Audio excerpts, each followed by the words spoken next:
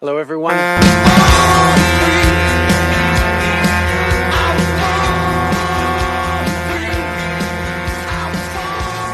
Ladies and gentlemen, the pleb is back. In this report, we have breaking news here at the desk as President Trump has agreed to pause all tariffs on Canada for 30 days as Trudeau agrees to add 10,000 new border agents and a new fentanyl czarf in Canada. Also tonight, Pierre Poilievre calls an emergency press conference to deal with this President Trump crisis and his plan to fix Canada's border. You won't want to miss this report. Stick around.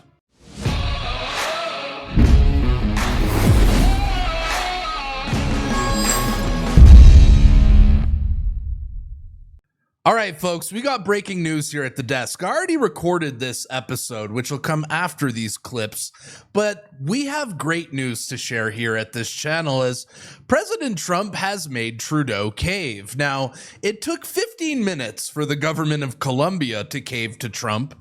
It took 48 hours for the government of Mexico to cave to Trump. And now it took Canada 48 hours since Trudeau's press conference to cave to Trump and give in to all his demands. Breaking here at the desk, Justin Trudeau says, "I just had a good call with President Trump. Canada is implementing our $1.3 billion border plan, reinforcing the border with new choppers, technology, and personnel, enhance coordination with our American partners, and increase resources to stop the flow of fentanyl. Nearly 10,000 frontline personnel are and will be working on protecting the border." $1.3 billion is all it took to fix this problem. And you were ready to send us into the Great Depression over saving $1.3 billion? Was this how simple it truly was? In addition, Canada is making new commitments to appoint a fentanyl czar. We will list cartels as terrorists, ensure 24/7 eyes on the border, launch a Canada-US joint strike force to combat organized crime, fentanyl, money laundering. I have also signed a new intelligence directive on organized crime and fentanyl. We will be backing it with $200 million. Proposed tariffs will be paused for at least 30 days while we work together. What did I tell you, folks? There was never going to be any tariffs. And Trump made Trudeau bend the knee. Anyways, I knew this was going to happen. I knew Trudeau would eventually bend the knee to Trump, that the tariffs weren't going to come. The hysteria of the last week has been absolutely insane. But I always kept my faith here in Mr. Trump that this is called the art of the deal. And Trump truly had a sucker in Justin Trudeau to negotiate with and obviously got everything he wanted. I don't think he wants to annex Canada. I think that was just him trolling as a negotiation tactic. But needless to say, I'm happy this has been resolved. Massive W for Canada. And a special thank you to President Trump for keeping Canada safe. Clearly, the Liberals were not going to do it, but President Trump just made Canada a lot safer for every single Canadian, and I truly appreciate the president for this. And after this great news got released, Pierre Poilievre put out this statement just now, breaking at the desk. Like Canadians across the country, conservatives are relieved to hear that there will be a 1-month pause on tariffs from the United States that would have hurt workers, families, businesses on both sides of the border. But this is not a time to sit back. We must urgently work to strengthen Canada's economy and do everything we can to ensure these tariffs are never brought in. Liberals must recall Parliament now and put our country over party so that we can put Canada first. Excellent statement from the next Prime Minister of Canada. And the funny headlines are starting to roll in here as this news is breaking all over the internet, with the Babylon Bee absolutely nailing it as they usually do with this headline: historic, man wins argument with woman. Wow. Perfect. That's getting a retweet. All right, folks, I will not waste your time as news is developing and breaking here in real time and real fast. So without further ado, let's move things over to the Pierre Poilievre press conference where he currently addresses the mess we are in right now with Trump, which I believe was caused by the Liberals.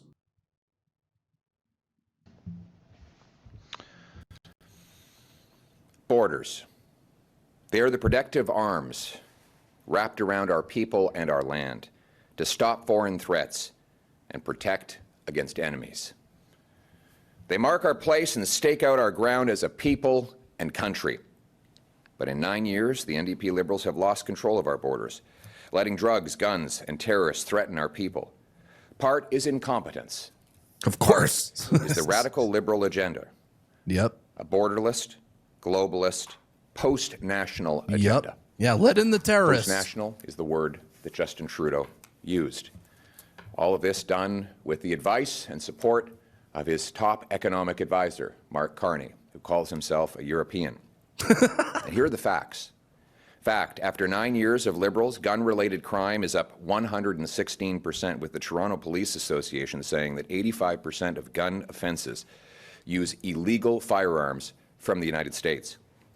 Fact, the Liberal government only inspects 1% of shipping containers coming into our country, allowing drugs and guns to sneak through the other 99%.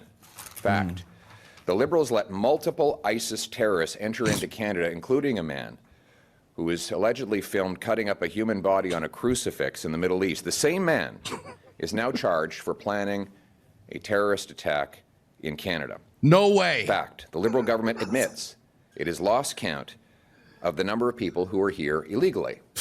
But they say in one of their own reports that it's somewhere between 20,000 and 500,000. More. But they say it could be more. Way more.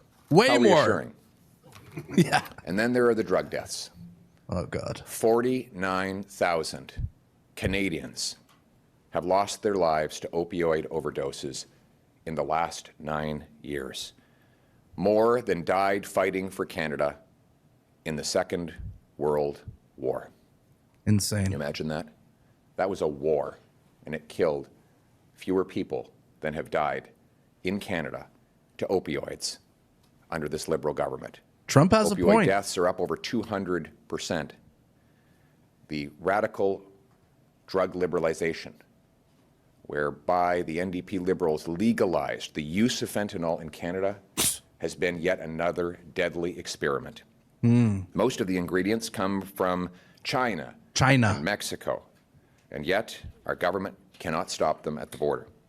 Fact, Canadian Security Services identified 350 organized crime rings operating within our border. 63 of these groups have international connections to China, Mexico, and other nations. Fact, in British Columbia, police recently discovered a super lab containing enough fentanyl and materials to kill 95 million people. In the year leading up to September 2024, U.S. border agents seized 11,600 pounds of drugs coming from Canada. Fentanyl seizures tripled between 2023 and 2024. Our neighbors have noticed. President Trump has raised concerns, and he has wrongly used this risk as a rationale for tariffs. These tariffs are unjustified and they are wrong. The United States needs to do more on its border, and so do we. But frankly, it should not take a foreign leader to get our government to reverse its deadly policies that are killing our people. It is not for President Trump or any other foreign leader that I want to stop fentanyl in my country. It's so that not one more mother has to bury her face in her hands in the terrible agony of learning her son died in a back alley somewhere from this poison. And that is why I will take back control of Canada's borders. My common sense, Canada First plan should immediately be adopted by Parliament. We must recall Parliament now and put Liberal Party power struggles aside so that we can adopt this plan to save our people and secure our borders. The plan, immediately deploy military troops, helicopters, and surveillance to the border to spot and intercept risks. As the recent remarks by the Canadian Forces Chief of the Defence Staff General Jenny Kerrigan offered earlier this month, we can deploy military assets into the sky, whether helicopters or other surveillance tools, and we should do so. In fact, we should have done so long ago. 2, expand the powers of CBSA border agents to patrol everywhere along the border, not just at official border crossings. 3, hire 2,000, at least 2,000 new CBSA agents to intercept illegal crossers, drugs, guns, and other dangerous law breaking. 4, install high-powered scanners at all major land crossings and shipping ports. These scanners can see through the walls of containers and vehicles to spot drugs, guns, and stolen cars. 5, build border surveillance towers that we can deploy on and use to scan the landscape and detect incursions. Also, deploy truck-mounted drone systems that can spot incursions from the sky. 6, track departures. We should keep track of who's leaving so that we know which deportees are still in our country. As I said at the outset, the government amazingly doesn't know how many people are here illegally. How are we supposed to protect our borders when there could be over 500,000 people inside those borders illegally, according to the government's own admissions? We will pay for the Canada First border plan by scrapping the Liberal gun buyback and cutting bureaucracy. The gun buyback, actually I should call it the gun grab, has been completely ineffective. They've spent $60 million and they admit it has not recovered a single gun. Meanwhile, even if they did get guns from this plan, according to the supporters of gun control, the main lobby group supporting gun control, the people who give their guns in would just take the payment they receive to buy other guns that are very similar in nature. Finally, the gun buyback targets licensed, law-abiding, trained and tested hunters, off-duty police officers, and other highly trained professionals who are of no risk. Obviously, no criminal is going to participate in a gun grab with the government. It will only be law-abiding people. The police do not support this gun grab. In fact, they say that 85% of guns used in crime in Toronto are illegal guns that come in through the border. Obviously. So let's stop the gangsters and gun smugglers. I want to protect Canadians from criminals. Justin Trudeau and Mark Carney want to protect turkeys from hunters. We're also going to cut billions of dollars in pricey consultants and phase out thousands of back-office bureaucratic jobs through attrition. Less bureaucracy and waste, more boots on the ground, and more drones, choppers, and surveillance in the sky. Common sense. We'll let lawful people and goods come in. We'll keep drugs, terrorists, and other threats out. Good. And we'll save trade with the United States. But it's funny, here we are trying to save our trade with another country while we can't even trade with ourselves. And that's why earlier this morning, I announced a Canada First plan to bring free trade between our provinces, allow our truckers and our entrepreneurs to move goods and services affordably to our people, something that could boost average family income by $6,000 a year and reduce our helpless dependence on the United States. Isn't it incredible that after 9 years of Liberals, it's either easier for criminals to bring drugs and guns illegally over Canada's border than it is for our entrepreneurs to bring their products over provincial borders? Let's fix that. Let's knock down these barriers. Let's have a truly free trading, free market Canadian economy that's capable of standing on its own 2 feet. Let's do that, not to appeal to any foreign leader, but to put Canadians back in charge of their lives and their country. Let us restore the Canadian promise that anyone from anywhere can do anything, that hard work gets you a powerful paycheck and pension that buys affordable food and homes in safe neighborhoods, protected by strong borders, under a proud flag that represents the freest nation on earth. Canada. Yeah. Canada here, Canada now, Canada forever. Let's bring it home. And put Canada first. Let's go. Questions. Thank you. We'll now take questions from the floor. Hi, Jared Yeager here from the Western Standard. Just English is fine. What message does it send that Mexico got a 1-month pause before Canada? And do you think Trudeau's call with Trump today will yield a similar result? Unfortunately, I wasn't on the call, so I can't tell you anything about how it went. But what I can say is that we need a Canada First agenda that will protect us against these unfair and unjustifiable tariffs. And that Canada First plan must include retaliatory tariffs to deter the attacks on our economy. It must Pierre, stop talking about retaliatory tariffs. This is not what we need to be saying right now. We need to be talking about fixing the border. This is what's going to solve things with Trump. Not talking tough. Drop the retaliatory tariff talk, okay? must include a strong border to protect our people against drugs, guns, and terrorists.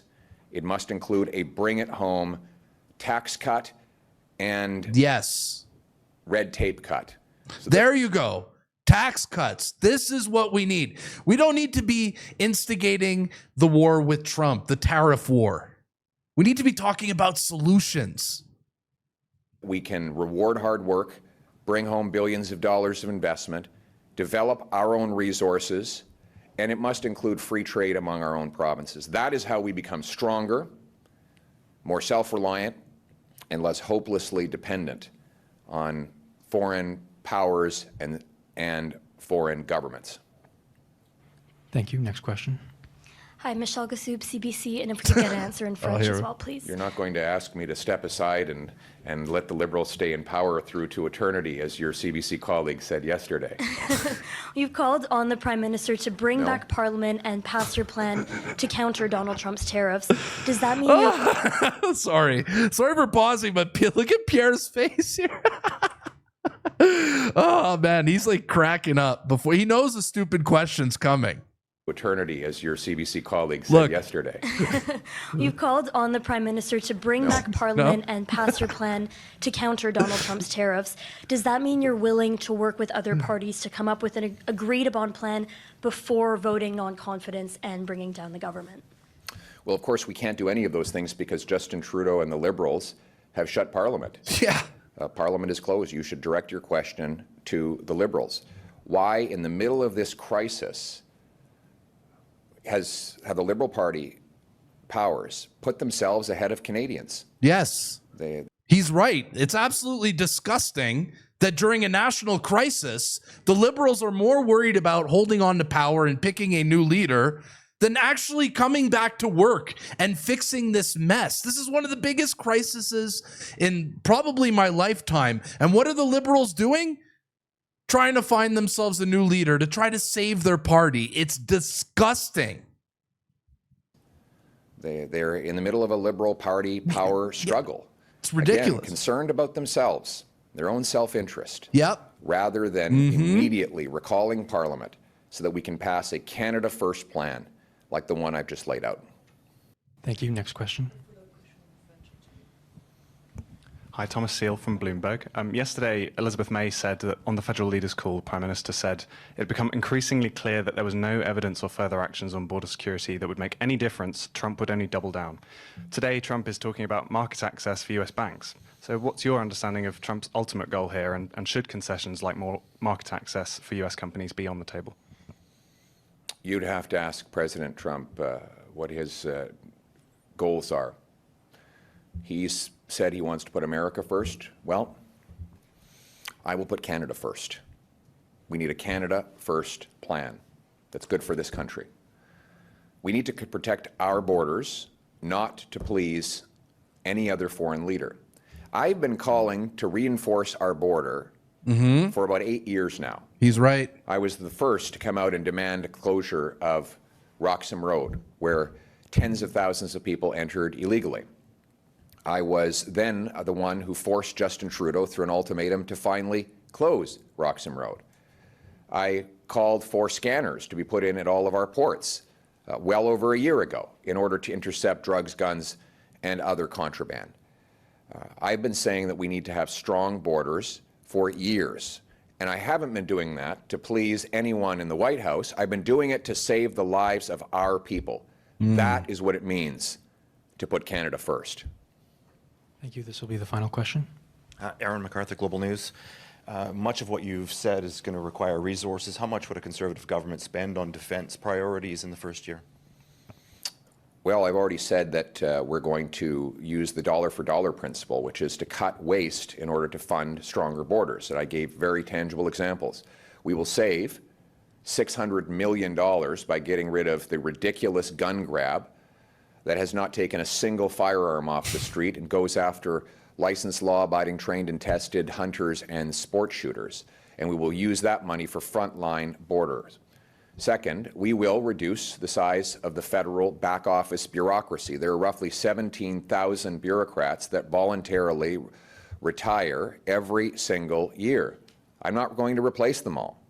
And through that powerful mathematics of attrition, we will reduce the morbidly obese back office bureaucracy that has grown by 50% in a decade, and we'll put that money into frontline, boots on the ground, drones, helicopters, and other surveillance in the sky. Dollar for dollar. Whenever I bring in new spending, it will be matched by $1 of savings. That's how single moms, seniors, and small businesses run their finances. It's how I will run the government. That's it.